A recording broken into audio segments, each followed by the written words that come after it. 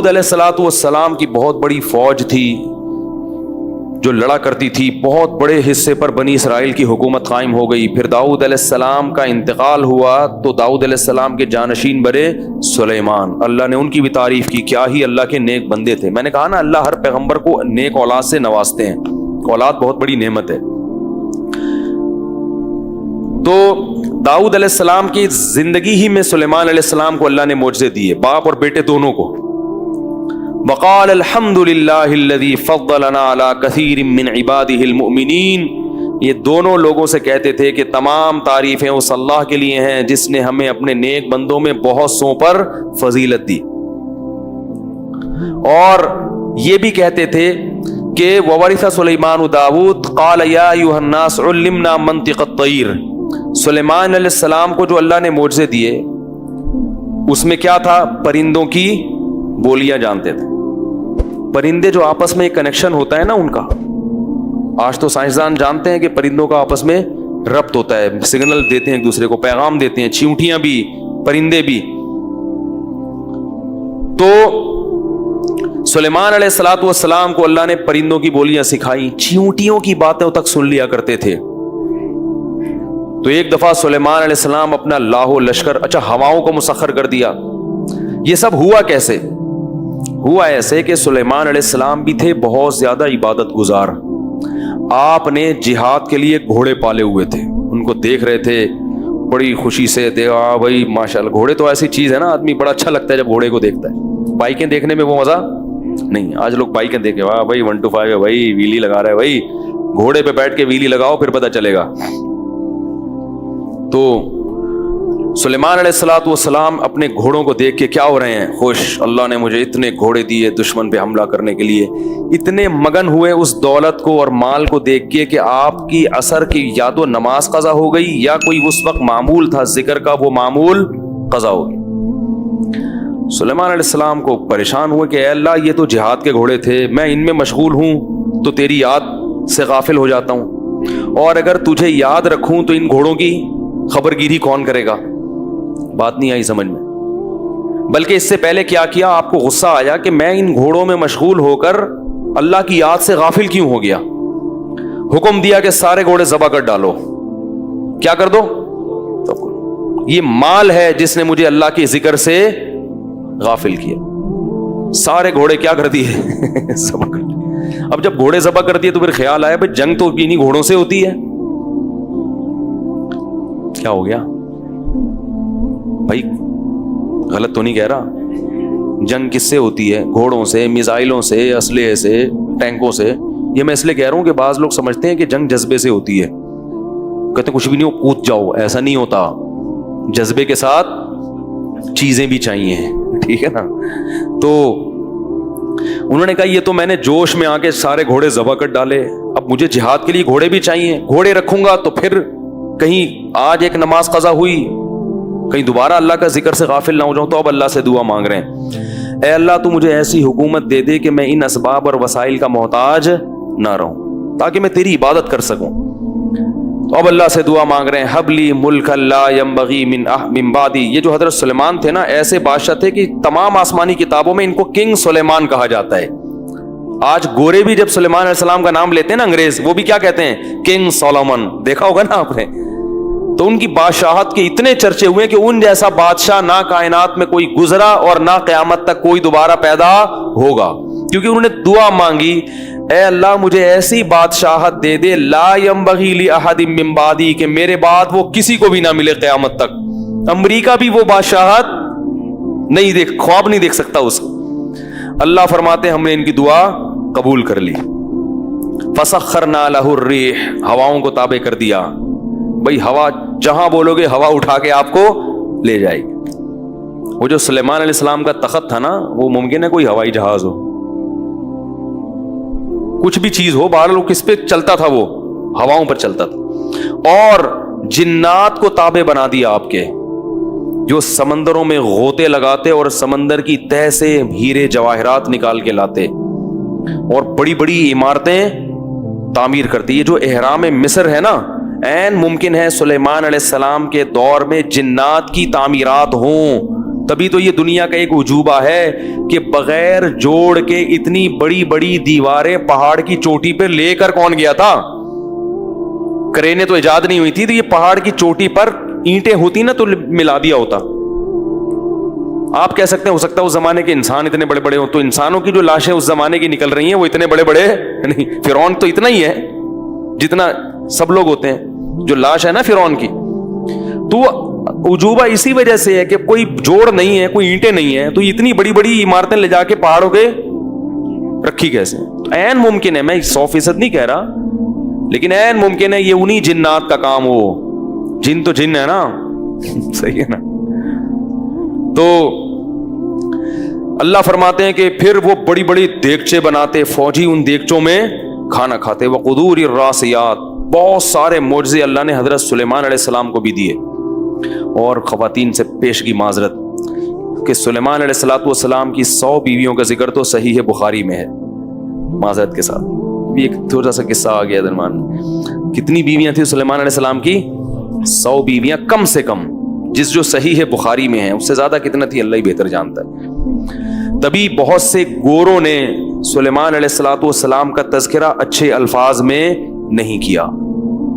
انگریز جو ہے نا، بعض مورخین معاذ اللہ نقل کفر وہ سلیمان علیہ السلام کو عیاش پرست بادشاہوں میں شامل کرتے ہیں ان کی تحریروں میں انگریزوں کی. جبکہ ہم یہ کہتے ہیں کہ پیغمبر عیش پرست نہیں ہو سکتے، کیونکہ نکاح کی کثرت عیش پرستی نہیں ہے. اس زمانے میں زیادہ جائز تھے تو انہوں نے زیادہ کیا. ہمارے ہاں شرطوں کے ساتھ جائز ہیں، شرط حقوق پورے کرے اور وہ بھی ایک حد تک. تو معذرت، بس جو خواتین کو تکلیف ہونی تھی ہو گئی. اب میں دوبارہ اچھی اچھی باتوں کی طرف آ رہا ہوں، ٹھیک ہے نا. وہ بھاگ جاتی ہیں بھائی، اگلے دن بیان میں ہی نہیں آتی. بھائی اب نہیں کر رہا، بس اب قصہ ختم ہو گیا. تو سلیمان علیہ السلام نے کیا ہوا کہ اتنی بڑی اللہ نے حکومت دے دی، اتنے سارے فوجی آپ کے پاس آ گئے. تو سلیمان علیہ السلام نے ایک دن قسم اٹھائی کہ میں اپنی 100 بیویوں کے قریب جاؤں گا اور اللہ مجھے 100 بیٹے دے گا، اور ان 100 بیٹوں کو اللہ کے راستے کا شہسوار بناؤں گا، میں مجاہد بناؤں گا.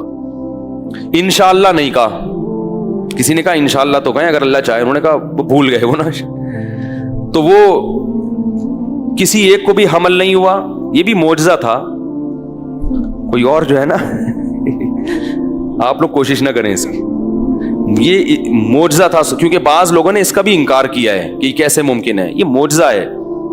لیکن انشاءاللہ نہیں کہا تو ایک زوجہ کو حمل ہوا اور اس سے معذور بچہ پیدا ہوا. سلیمان علیہ السلام کو احساس ہو گیا کہ یہ میں نے انشاءاللہ نہیں کہا تھا، اس کی سزا ملی. خیر انہوں نے دعا مانگی کہ اللہ مجھے ایسی حکومت دے. تو ہواؤں کو اللہ نے تابع کر دیا، جنات، اور یہ بڑی زبردست. تو اب سلیمان علیہ السلام نے ایجنسی کا کام پرندوں سے لینا شروع کر دیا. پرندے جاتے تھے مخبری کر کے. پرندوں کو تو کوئی نہیں روک سکتا نا. کوا آگے بیٹھا ہوا ہے سن رہا ہے بھائی کیا بول رہا ہے بھائی، تو کون روک سکتا ہے بھائی. تو سلیمان علیہ السلام ایک دن اپنی مجلس لگا کے بیٹھے ہوئے ہیں اور کہہ رہے ہیں ما لی الا اری الہدہد ام کان من الغائبین. مجھے کیا ہو گیا کہ ہدہد مجھے نظر نہیں آ رہا، یا وہ غائب تو نہیں ہے کہیں محفل سے پتہ چلتا ہے کہ پیغمبر عالم الغیب نہیں ہوتے. عالم الغیب نہیں، وہ کہہ رہے پتہ نہیں یا غائب ہے یا مجھے نظر نہیں آ رہا، کیا مسئلہ ہے. پھر کہنے لگے اگر وہ غائب ہے نا بغیر پرمیشن کے، لأعذبنہ عذابا شدیدا. وہ ذرا آئے تو صحیح. اگر اس نے اپنی غیر حاضری کا معقول عذر پیش نہیں کیا سخت عذاب دوں گا. او لأذبحنہ، یا اس کو ذبح کر ڈالوں گا میں. یا کوئی غیر حاضری کی معقول وجہ بیان کرے. تو ابھی تھوڑی دیر ٹھہرے ہی تھے کہ ہدہد صاحب تشریف لائے اور اپنی رپورٹ انہوں نے پیش کی. سلیمان علیہ السلام نے بات چل رہی تھی کہ ہدہد کے بارے میں پوچھا کہ ما لی لا اری الہدہد ام کان من الغائبین. مجھے کیا ہو گیا کہ مجھے ہدہد مارکیٹ سے شارٹ نظر آ رہا ہے. میں اس کو ذبح کر دوں گا جب تک کہ وہ میرے پاس کوئی مضبوط دلیل لے کر نہیں آتا. او لأذبحنہ او لأعذبنہ، یا سخت عذاب دوں گا یا ذبح کر دوں گا. ابھی ٹھہرے ہی تھے کہ ہدہد فوراً حاضر ہو گیا. حاضر ہو کے کہنے لگا کہ بھئی مسئلہ یہ ہے کہ میں گیا ہوا تھا حالات کا جائزہ لینے کے لیے, اور انی وجدت امرأۃ, ایک ملکہ ہے, ملکہ سبا, میں نے دیکھا کہ پوری ایک ریاست ہے, پوری ایک حکومت ہے, اور اس میں ایک عورت بادشاہ ہے, اور وہ پوری قوم بادشاہ سمیت, ملکہ سمیت سورج کی عبادت کرتے ہیں, اور آپ کو پتہ ہی کوئی نہیں. یعنی آپ کی جنات پہ حکومت, ہواؤں پہ سروے ہو رہے ہیں پوری دنیا میں, آپ نے یہ عزم کیا ہوا ہے کہ میں اللہ کے دین کو نافذ کروں گا.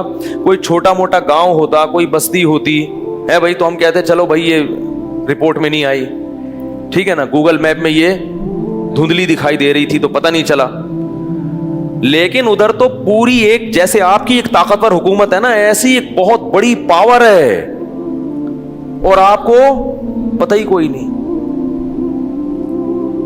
یعنی یہ کیسے ہو سکتا ہے کہ اتنی بڑی ریاست ہو اور اس میں اللہ کا دین نافذ نہ ہو, اور وہ لوگ کھلے عام کس کی, اللہ کو چھوڑ کے کس کی عبادت کرتے ہوں, سورج کی. اصل میں مجھے پتا چلا تھا, میں اس کی رپورٹیں لینے گیا ہوا تھا. اور پھر ہدہد نے, دیکھو پرندوں کو بھی اللہ نے اتنی عقل دی ہے کہ حیرت ہوتی ہے کہ جو رب دن اور رات کے نظام کو چلانے والا ہے, اندھیروں میں اجالے نکالنے والا ہے, اس کو چھوڑ کر کس کو, جو سورج کو چلانے والا ہے نا, سورج کو سجدہ کر رہے ہیں, سورج کو بنانے والے کو سجدہ نہیں کر رہے. کیسے بے عقلے ہیں. ہدہد رپورٹ پیش کر رہا ہے سلمان علیہ السلام. مجھے بھی تو ہدہد اگر بت پرستوں کو دیکھ لیتا تو اور حیران ہوتا کہ سورج پھر بھی کوئی کچھ پاور تو ہے نا, ان پتھروں کے بنے ہوئے بتوں میں تو یہ پرندے دیکھ کے ہنستے ہوں گے کہ یار یہ تو بالکل ہی فارغ ہیں کہ اپنی ہاتھ سے بنا کے اسی کو پوج رہے. اور یہ بھی کہنے لگا کہ میں نے ایسی ملکہ دیکھی ہے کہ اس کا بہت شاندار تخت ہے. پہلے زمانے میں بادشاہ کے تخت سے اندازہ ہوتا تھا کہ یہ معاشی لحاظ سے اور عسکری لحاظ سے کتنے مضبوط ہیں. سمجھ رہے ہو کہ نہیں سمجھ رہے؟ تخت میں ہیرے جواہرات اور اتنا کچھ لگا ہوتا تھا جس سے پاور اور طاقت کا اندازہ. تو ہدہد نے کہا بہت زبردست عرش ہے اس کے پاس, تخت بڑا شاندار خاندانی, اور عورت حکومت کر رہی ہے. سلیمان علیہ السلام نے کہا کہ ننظر, ہم دیکھتے ہیں کہ تو بہانے تو نہیں کر رہا غیر حاضری کے. اصدقت ام کنت من الکاذبین. اس سے بھی پتہ چلتا ہے کہ سلیمان علیہ السلام عالم الغیب. بولو بھائی, جتنا اللہ علم دے دیتا ہے اتنا پتہ چلتا ہے, جو نہیں بتاتا وہ پتہ نہیں چلتا. یہی ہمارا عقیدہ ہے نبی صلی اللہ علیہ وسلم کے بارے میں بھی. جو غیب کا علم اللہ نے نبی کو دے دیا اس میں آپ عالم الغیب ہیں, جو نہیں دیا اس میں آپ عالم الغیب نہیں ہیں. غیب کا علم ہے وہ علم جو اللہ نے دیا, جو نہیں دیا وہ نہیں ہے. تو کہا کہ میں دیکھتا ہوں کہ تو سچ بول رہا ہے, کیونکہ ہدہد لکھنا پڑھنا تو جانتا نہیں تھا. انہوں نے کہا میں خط دے رہا ہوں, وہ خط لے کے جانا اور اس کا جواب لے کے آنا. ان کو پتا تھا اگر کچھ نہیں ہوگا تو کیا کرے گا, وہ گھماتا رہے گا خط کے, کیا نہ پڑھ سکے گا نہ اس کا جواب لکھ سکے گا. بھاگ خط لے کے جاؤ. اب حضرت سلیمان علیہ السلام نے ملکہ سبا کو بڑا خاندانی خط لکھا. جب آپ کے پاس پاور ہوتی ہے نا, طاقت, تو پھر آپ بات کرنے کا اسٹائل آپ کا وہی اسٹائل ہوتا ہے. جب کمزور ہوتے ہیں تو پھر یس سر جی سر کرتے ہیں آپ. سلیمان علیہ السلام بہت طاقتور تھے, ملکہ سبا بھی طاقتور تھی لیکن یہ بھی تھے. تو سلیمان علیہ السلام نے اس کو, ملکہ سبا کو جو پیغام بھیجا, لا تعلوا علیہ. کیسا انداز تھا دیکھو یار. انہ من سلیمان, یہ خط سلیمان کی طرف سے ہے. وَإِنَّهُ, اور اس کا مضمون کیا ہے, بسم اللہ الرحمن الرحیم, اس اللہ کے نام سے جو بڑا مہربان اور نہایت رحم کرنے والا ہے. اس میں بتا دیا کہ ہم رب کس کو مانتے ہیں, اللہ کو, سورج کو, مخلوق کو نہیں مانتے. یہ آدھی تبلیغ تو اسی سے ہو گئی. کہتے ہیں نا جو حکمت والا ہے نا اس کا کلام مختصر اور جامع, مختصر جامع, ٹو دا پوائنٹ بات.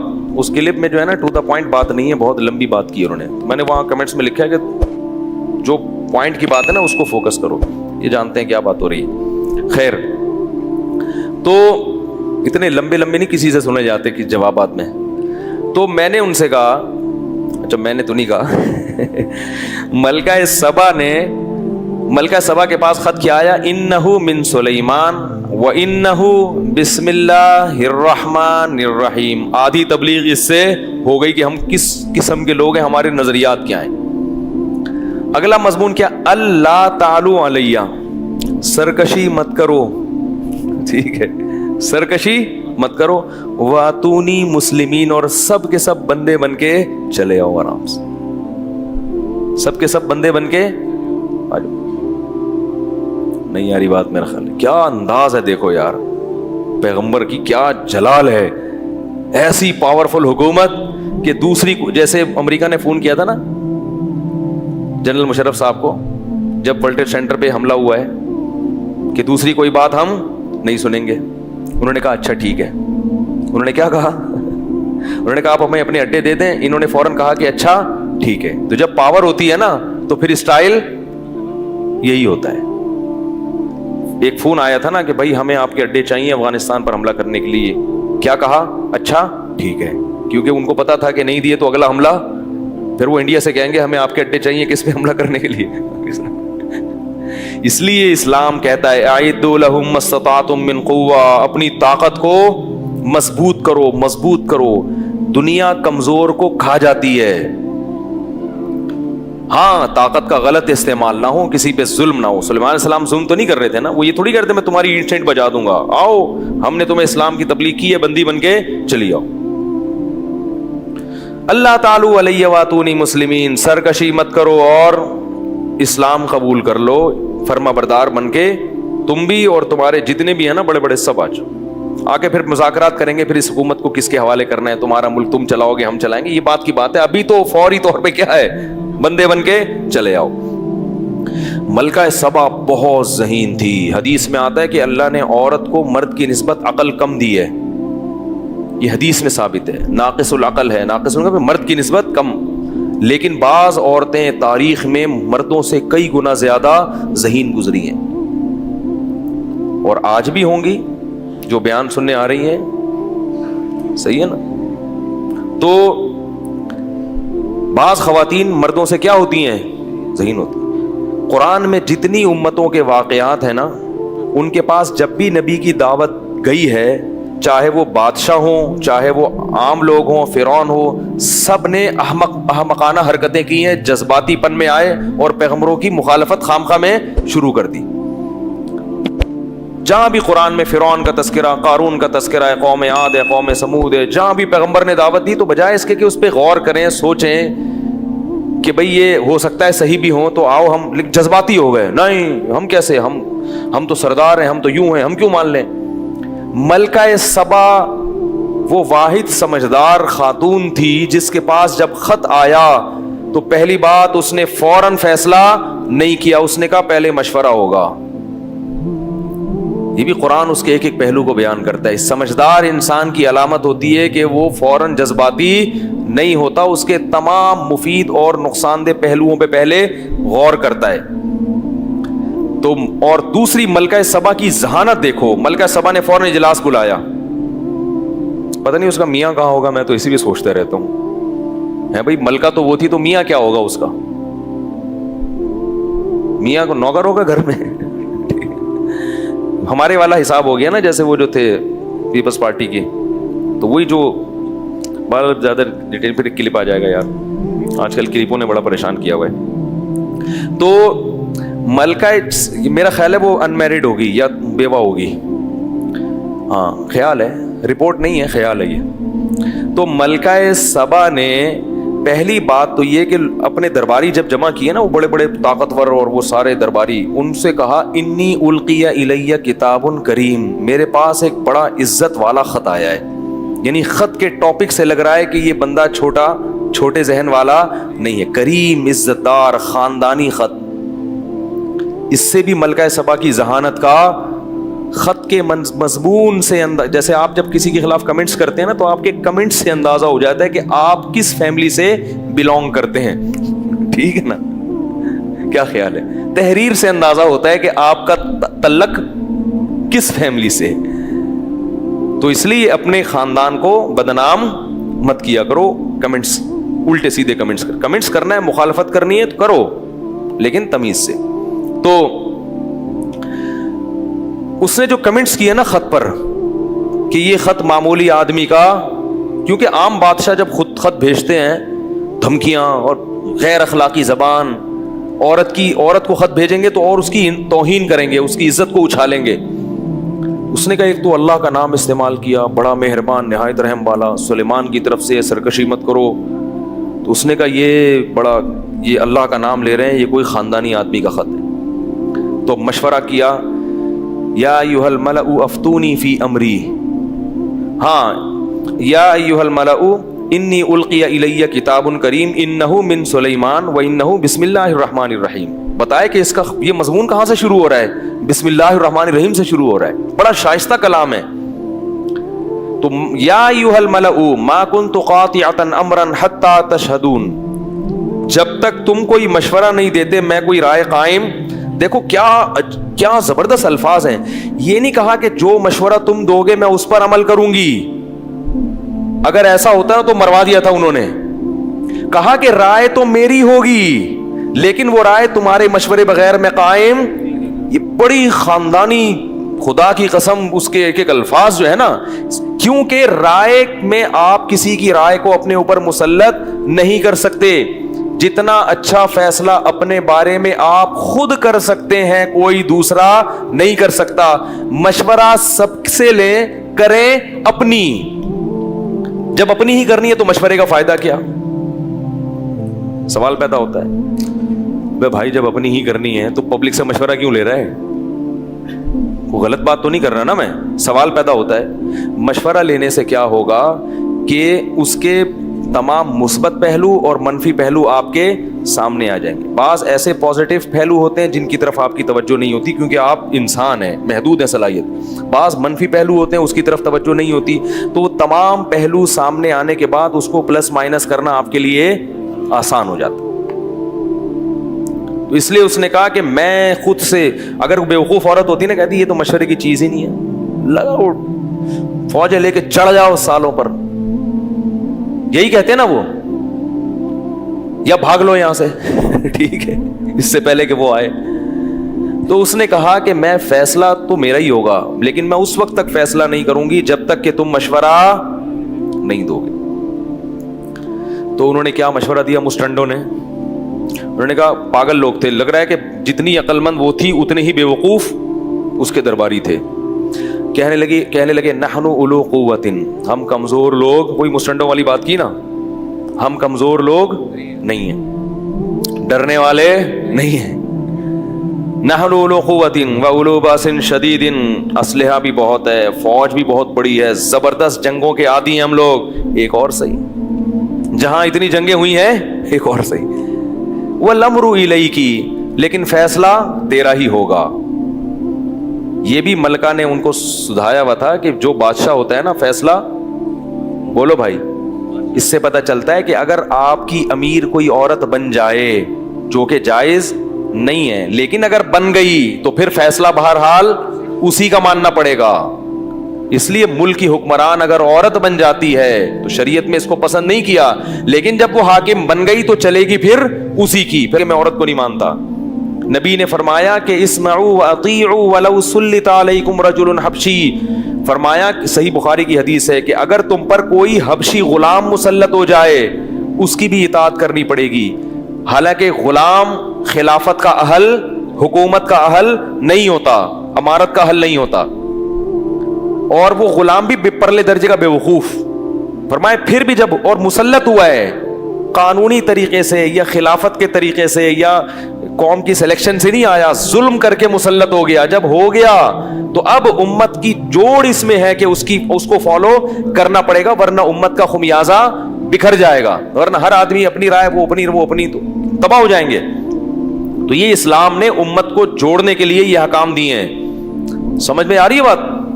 تو انہوں نے کیا کہا کہ فیصلہ کس کے ہاتھ میں؟ تیرے ہاتھ میں, باقی ہم تو لڑنے کے لیے تیار ہیں. یہ بڑی اچھی بات تھی کہ بھائی اپنی آپ نے صلاحیتوں کا اظہار کر دیا. تو ملکہ نے کہا کہ دیکھو نہ تو میں یہ کہتی ہوں کہ لڑیں گے نہیں اور نہ یہ کہتی ہوں کہ لڑیں گے, امتحان لیتی ہوں کہ یہ واقعی اللہ کی طرف دعوت دے رہا ہے یا دین لیبل اللہ کا لگا رہا ہے اور مقصد ہے اس کا حکومت اور دولت. کیا عقل ہے یار, دیکھو خدا کی قسم بھائی, صرف اللہ کا نام لینے سے اللہ والا یا سچا پیغمبر نہیں بن جاتا.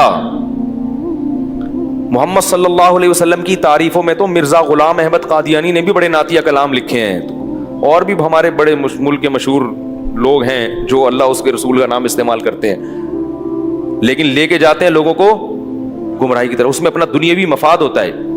تو اس نے کہا اللہ کا نام استعمال ہو رہا ہے, الرحمن الرحیم بھی کہہ رہا ہے, اور سب اسلام قبول کر لو اور فرمانبردار بن جاؤ, بڑی اچھی اچھی باتیں کر رہا ہے. تو میں یہ دیکھوں گی کہ یہ اہل حق میں سے ہے, یہ واقعی اللہ کے دین کی طرف لے آنا چاہتا ہے ہمیں, اللہ کا پیغمبر ہے, یا یہ بادشاہ ہے جو طاقت کے نشے میں پوری دنیا پہ قبضہ کر کے ہمارے اسباب اور وسائل کو ہتھیانا چاہتا ہے.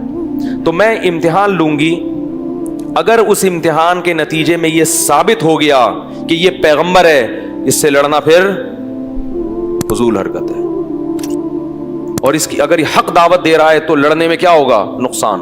اور اگر یہ لالچی شخص نکلا تو پھر ہم اس سے کیا کریں گے, ہم بزدل نہیں ہیں کہ جو بھی ہمیں کہہ کے فرمانبردار بن کے چلے جائے اور ہم جناب بنیان پہن کے ٹھیک ہے چلے جائیں جی حضور, ایسے تھوڑی ہم گرے پڑے لوگ نہیں ہیں. حق کی دعوت ہوگی تو قبول کریں گے, حق کی دعوت نہیں ہوگی تو قبول نہیں کریں گے, لڑیں گے پھر. اور یہ بھی کہا کہ یہ میں اس لیے تمہیں مشورہ دے رہی ہوں, ان الملوک اذا دخلوا قریۃ افسدوها وجعلوا اعزۃ اہلها اذلۃ وكذلك يفعلون. جلد بازی مت کرو, جنگ کی طرف فوراً مت جاؤ, کیونکہ بادشاہ جب جنگ کے ذریعے کسی علاقے کو فتح کرتے ہیں تو عزت دار لوگوں کو ذلیل کر, اگر اس نے حملہ کر کے ہمیں فتح کیا نا تو پھر یہ ہماری عزت نہیں ہوگی جو ابھی شرافت سے جانے میں ہے. ابھی جائیں گے تو پروٹوکول دیا جائے گا, سمجھ رہے ہیں, عزت ملے گی. اور اگر جنگ کے ذریعے وہ ہم پر غالب آ گئے تو شہروں کو جنگ میں تو پھر بربادی ہوتی ہے, غلام بنتے ہیں, عورتیں لونڈیاں بنتی ہیں, کیا کچھ ہوتا ہے. تو اس لیے جلدی مت کرو, امتحان لیتی ہوں, دنیا دار ہے, فائٹ کریں گے, لڑیں گے. اور اگر حق کی دعوت دے رہا ہے, لالچی نہیں ہے, تو پھر اس سے لڑنا فضول ہے. پھر اپنی عزت اسی میں ہے کہ عزت اور شرافت کے ساتھ اچھے بچے بن کے چلے جاؤ, پروٹوکول ملے گا کہ بھئی بغیر جنگ کے تسلیم ہو گئی. تو اب امتحان کیسے لیا جائے, کیا ایک ایک چیز ملکہ سبا کی ذہانت پر دلالت کر رہی ہے.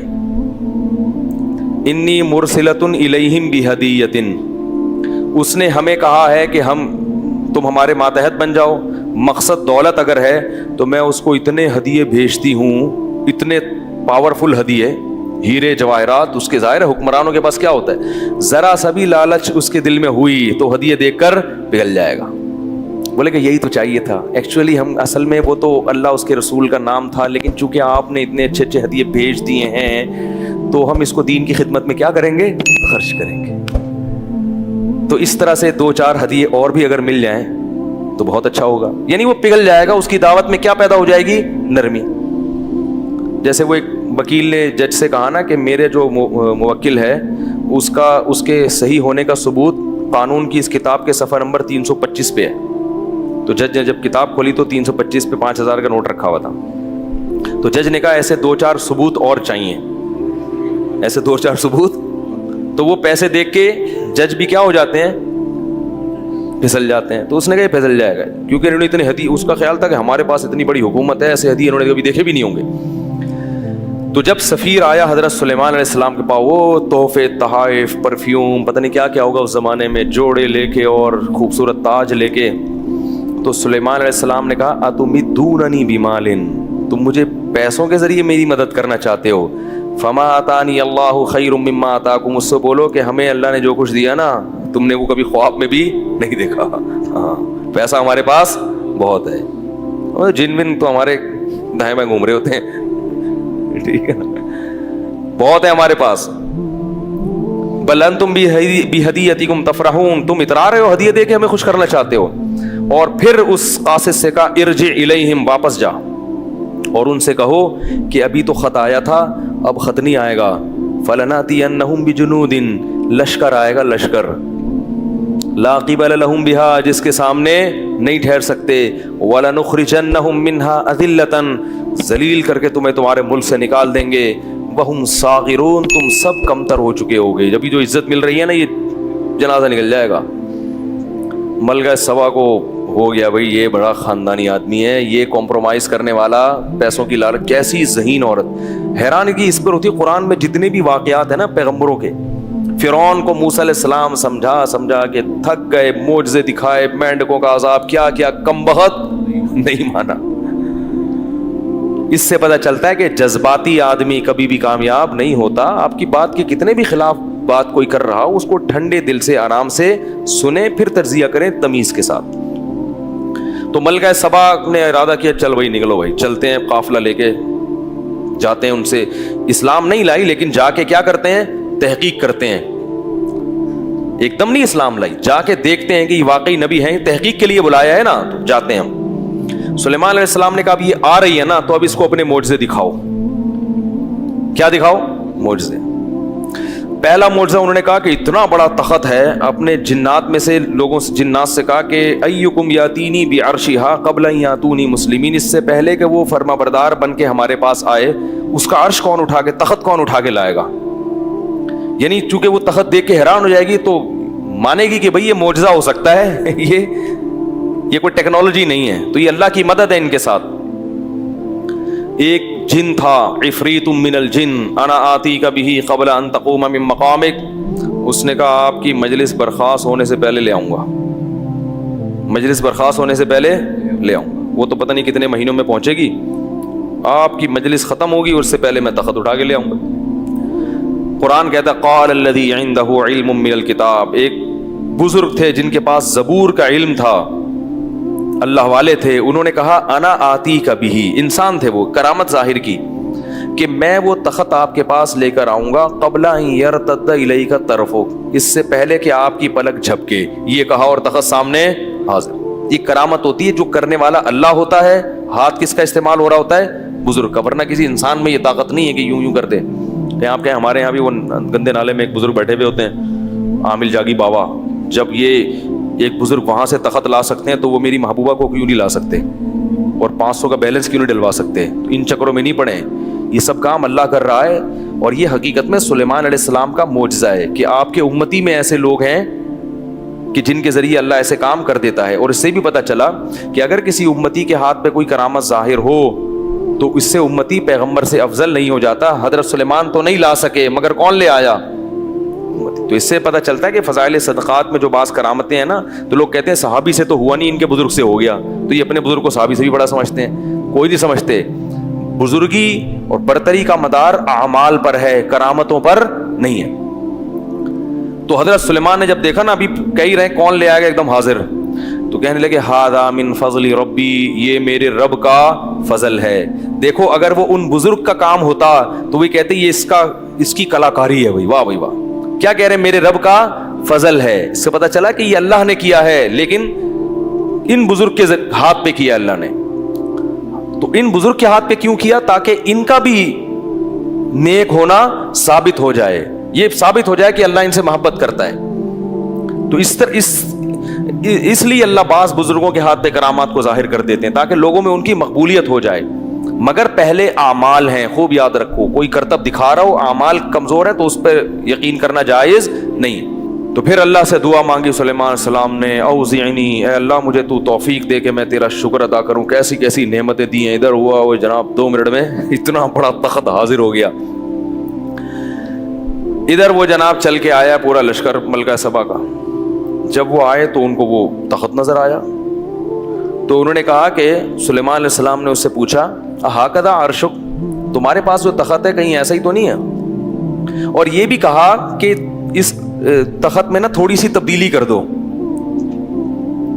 یعنی لوگوں سے کہا حضرت, کیونکہ بالکل وہی ہوتا تو دیکھتے ہی پہچان جاتی نا, تھوڑا سا کنفیوز کرنا چاہتے تھے اس کو, تو تھوڑی سی نا وہ نٹ بولٹ اس کے چینج کر دیے. تو کہا ہاکذا عرشک, کہ کیا ایسا ہی ہے تمہارا تخت؟ اس نے کہا کانہو, بالکل اسی ٹائپ کا ہے. یہ کیسے بنا لی, کیا ہو گیا یہ؟ اس زمانے میں تو یہ بھی نہیں تھا کہ واٹس ایپ پہ تصویر بھیجی ہو, اس کو دیکھ کے ڈیزائن کر لیا. تو کانہو واوتینا العلم من قبلھا, اور کہنے لگے ہمیں پہلے ہی پتہ چل گیا تھا کہ آپ کو اللہ نے بہت نوازا ہے, بڑی یعنی بڑے بڑے انجینئر ہیں آپ کے پاس, ویسے ہی تخت ٹھا کر کے پتہ نہیں کیسے بنا لیا آپ لوگوں نے. پھر قرآن نے یہاں ملکہ سبا کی ایک تعریف میں ایک الفاظ کہیں وصدھا ما کانت تعبد من دون اللہ انہا کانت من قوم کافرین، فرمایا کافر لوگوں میں پیدا ہوئی تھی اس لیے کفر پر تھی، دماغ اتنا خراب نہیں تھا، پیدا ایسے لوگوں میں ہوئی تو اتنی ذہین عورت سورج کی عبادت کر رہی ہے۔ اس سے پتہ چلتا ہے کہ اچھے بھلے انسان کو ماحول خراب کر دیتا ہے، بتوں کی عبادت پہ ڈال دیتا ہے، تو ماحول کو اچھا بنانے کی بہت سخت ضرورت ہے۔ اگر آپ کا انوائرمنٹ اچھا نہیں ہے تو آپ بڑے عقل مند ہو کے بھی الٹی سیدھی باتیں کرو گے، ماحول اچھا کرو۔ تو پھر سلیمان علیہ السلام نے اسے کہا، ایک تالاب دکھایا کہ کہا کہ وہ ایک شیشے کا جو ہے نا ایک فرش تھا، اس سے کہا کہ اس پہ چلو، تو وہ یہ سمجھی پانی ہے، اتنا شفاف شیشہ، اس زمانے میں تو ظاہر ہے ایسی ٹیکنالوجی تھوڑی تھی، وہ یہ سمجھی کہ یہ کیا ہے پانی، اور اس نے اپنی پائنچے اوپر کر لیے۔ قیل لها ادخل الصرح فلما رأته حسبته لجة وكشفت عن ساقيها قال انه صرح ممرد من قوارير، فرمایا یہ پانی نہیں ہے، پانی جیسا ہے۔ ایسے جب دو چار اس نے عجیب عجیب معجزے دیکھے، کہنے لگی ربی انی ظلمت نفسی، اے اللہ آج تک میں نے اپنی جان پہ ظلم کیا، واسلمت مع سلیمان للہ رب العالمین، اور میں اسی اللہ پر ایمان لائی سلیمان کے ساتھ جو تمام جہانوں کا پالنے والا ہے، ایمان لے آئی۔ اب لوگ ایک سوال پوچھتے ہیں کہ کیا اس کی حضرت سلیمان سے شادی ہوئی؟ اس واقعے میں اسباق کیا ملتے ہیں؟ اس واقعے میں ایک سبق تو یہ ملتا ہے کہ بعض عورتیں بہت ذہین ہوتی ہیں، یہ بھی سبق ملتا ہے کہ کبھی بھی جذباتی فیصلہ نہیں کرنا چاہیے، یہ بھی سبق ملتا ہے کہ کام ہمیشہ مشورے سے کرو، اپنی رائے پر اعتماد مت کرو، یہ بھی سبق ملتا ہے کہ مشورہ سب سے لو مگر کرو اپنی، سمجھ رہے ہو؟ اور یہ بھی سبق ملتا ہے کہ کوئی بھی دین کی طرف جب تمہیں دعوت دیتا ہے، پیر و مرشد بنا ہوا ہے، تو فوراً اس کے ہاتھ پہ بیعت مت ہو جاؤ، فوراً اس کو فالو کرنا مت شروع کر دو، یہ دیکھو کہ قرآن و حدیث کا لیبل لگا کے کہیں اپنی دکان تو نہیں چمکا رہا، لالچی تو نہیں ہے، اور اتنا بھی کافی نہیں ہے، بعض لوگ لالچی بھی نہیں ہوتے مگر علم میں مضبوط نہیں ہوتے، اس لیے جان نہ یعنی اخلاص کے ساتھ گمراہی پھیلا رہے ہوتے ہیں، یہ بھی اس زمانے میں دیکھنا ضروری ہے، کیونکہ صرف علم یعنی اخلاص کافی نہیں ہے، مضبوط علم کا ہونا، تفقہ اور بصیرت کا ہونا بھی ضروری ہے۔ تو یہ ساری چیزیں، اور آج کل 2 نمبر پیر تو بہت ہیں، ان کو تو طریقہ یہی ہے کہ ان کو ہدیے دینا چھوڑ دو، پھر دیکھو وہ آپ سے تمیز سے ملتے ہیں کہ نہیں ملتے، ان سے بولو کہ حضرت ہدیے دیں ہمیں آپ، ہم نے سنا ہے کہ اس پہ بھی بڑا ثواب ملتا ہے۔ ایسے ایسے پیر ہیں، میں بھی ان کے بارے میں بولنا شروع کروں گا تو دھمکیاں آنا شروع ہو جاتی ہیں مجھے۔ پچھلے سال ایک پیر کے میرے پورا طبیعت سے اس کی طبیعت صاف کر دی تھی نا، ایسے خاندانی بکرے اس کے پاس آتے ہیں، دموں کا نا پورا ایک بزنس چل رہا ہے ماشاءاللہ، تو پھر مجھے دھمکیاں آنا شروع، میں نے کہا چلو فی الحال تھوڑا سا ٹھیک ہے، ہم پولیس میں تو ہیں نہیں بھائی، کیا خیال ہے، FIR کٹوا دی ہمارے خلاف۔ یہ جتنے لوگ بیان سن رہے ہیں نا، یہ بس مسجد میں آ کے پوچھیں گے آج مفتی صاحب کا بیان ہوگا، کہیں گے نہیں وہ تھانے میں، چلو یار دعا کرتے ہیں، جب نکل آئیں تو ہمیں بتا دینا، ہم بیان میں حاضر ہو جائیں گے۔ یہ حال چل رہا ہے، تو اس لیے اتنا ہی کرو جتنا افورڈ کر سکتے ہو، اس لیے ہم نے کہا بھائی مبہم طور پہ بتا دیا جائے، نام نہ لیا جائے کسی کا، اشارہ کر دیا میں نے۔ اچھا خیر، تو جو ہے اس سے کیا سبق ملتا ہے کہ عقل مند تھی، کس طریقے سے اللہ نے اس کو اسلام کی توفیق دی، اور پوری قوم بھی اسلام لے آئی، پوری قوم اسلام لانا، یہ اس سے پتہ چلتا ہے کہ جو قوم کے اپر لیول کے لوگ ہیں نا، ان پہ جب محنت کی جائے تو محنت کم ہوتی ہے، اس کا آؤٹ پٹ نیچے ایک ایک کو پکڑ کے سمجھاتے رہو گے، اس سے بہتر ہے کہ تبھی نبی نے بادشاہوں پہ اسپیشل محنت کی ہے، بادشاہوں کو خطوط بھیجے، بادشاہ ٹھیک ہو جائے، اوپر کا طبقہ ٹھیک ہو جائے تو نیچے والے انہی کو فالو کرتے ہیں۔ اس سے بھی پتہ چلا کہ بعض لوگ علماء پہ طنز کرتے ہیں کہ یہ اتنے بڑے بڑے افسران سے کیوں ملتے ہیں، وہ نواز شریف سے کیوں ملے، وہ فلانے سے کیوں ملے، بھائی وہ اس لیے مل رہے ہیں کہ یہ صحیح ہو گیا تو اس کے نیچے سارے صحیح ہو جائیں گے۔ لوگ یہ کہتے ہیں تو صحیح ہو ہی نہیں سکتا، تو نہیں ہو سکتا تو کچھ برائی میں کچھ کمی تو ہو سکتی ہے نا، تو ہر ایک کے نا اچھا پہلو تلاش کیا کرو، خام خواہ میں الزامات لگانا، بدگمانیاں کرنا، اس سے کوئی فائدہ نہیں ہوتا۔ رہا یہ مسئلہ کہ ملکہ سبا نے شادی کی نہیں کی، اس کے بارے میں میرے پاس کوئی رپورٹ نہیں ہے، لیکن میرا ضمیر یہ کہتا ہے کہ یہ ہو نہیں سکتا کہ سلیمان علیہ السلام اس سے شادی نہ کریں, کیونکہ 100 بیویاں رکھی ہیں تو ایک ملکہ, اور وہ سلیمان علیہ السلام کے علاوہ کسی اور کے لائق اتنی ذہین عورت, وہ بھلا ان پیغمبر کے علاوہ کسی اور سے کیسے نکاح کرے گی؟ اور سلیمان علیہ السلام بھی اس کی کوئی ایسی بے عزتی کیسے ہونے دیں گے کہ تو ایک ملک کی بادشاہت چھوڑ کر آ رہی ہے تو میں تجھے ملکہ نہ بناؤں؟